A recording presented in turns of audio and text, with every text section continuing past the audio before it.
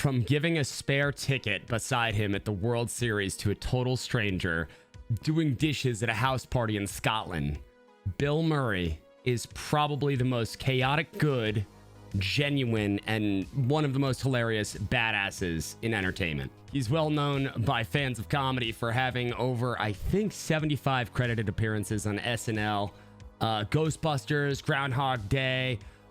First off, I love Ghostbusters, Groundhog Day. I also loved a couple of his sketches on SNL, especially his apology for not being funny, which was just so fucking good. But there is far more to Bill Murray that qualifies him as an American badass. And my God, is it a ride. You ever try to smuggle 9 pounds of weed into an airport? Steal a French fry from some random dude on the street and tell him no one will believe him? Yeah, it's that weird.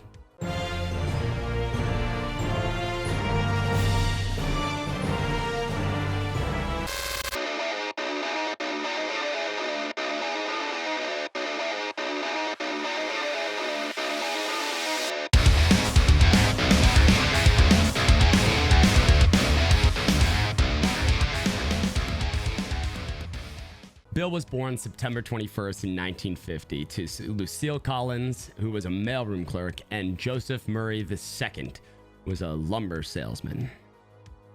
Gotta sell that wood somehow, everybody.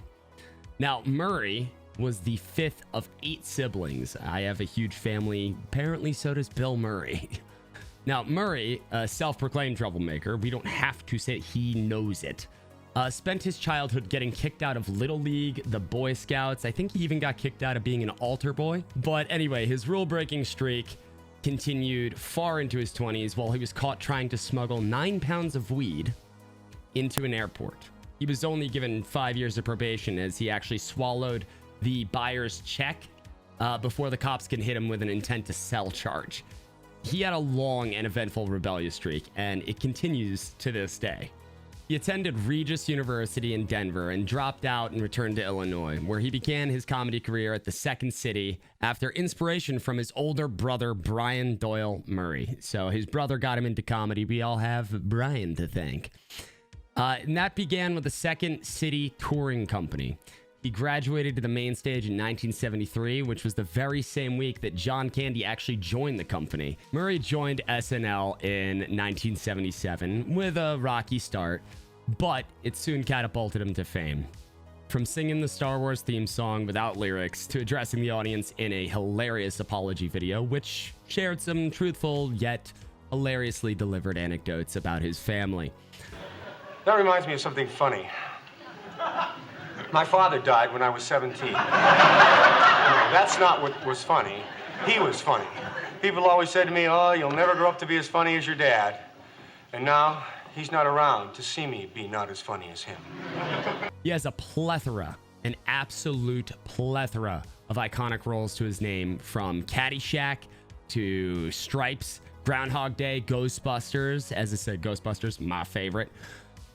He also provided the voice of Garfield in the 2004 live-action adaptation, if you want to call it that. The animation version? Yeah, that. Not every movie he starred in was a hit, though. Most notably, his film adaptation of Razor's Edge that he actually co-wrote. The frustration after it flopped in the box office actually led Murray to take 4 years off to study history and philosophy in France. He needed a break, and we all do sometimes. He also wanted to spend some time with his family. Afterwards, he actually tried his hand at directing for the movie Quick Change, which he also did star in. Now, the movie received good reviews. It made about $2 million less than the production costs.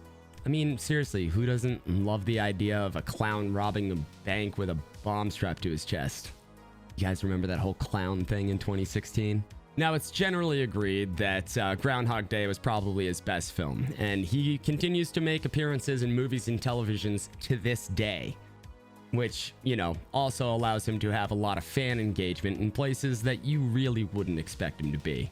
Now, no stranger to controversy, Bill Murray was arrested at the age of 20 in Chicago O'Hare International Airport for trying to board a flight with 5 2-pound bricks of marijuana. At the time, it was probably around $20,000, and he might have gotten away with it if it weren't for joking to another passenger that he was carrying a couple of bombs in his luggage. The ticket agent didn't like that joke very much. Now, joking like that when you're actually doing something illegal might be one of the dumbest things you can do, but the Controlled Substance Act was also passed in May of that year, making what he was doing into a federal crime. Now, all of this was on his birthday. He went to the court the next day, and he only got 5 years of probation because he was a first-time offender. Now, can we really imagine that happening today? I swear to God, this man would be in jail for like 100 years. I don't agree with it. Now, Murray cheated on his first wife with his second wife, and his second ex-wife claims he has an addiction to alcohol, weed, and sex, so that didn't last either. She also claimed that he was both physically and verbally abusive. There are a lot of claims that he's really tough to work with, and for every bad story that you hear of him, there's probably a good one.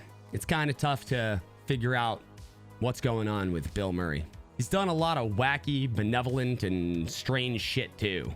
Like, he gave away the ticket next to him at the World Series to a total stranger so they could sit next to him at the game. He also has multiple instances of almost getting a DUI whilst driving a golf cart.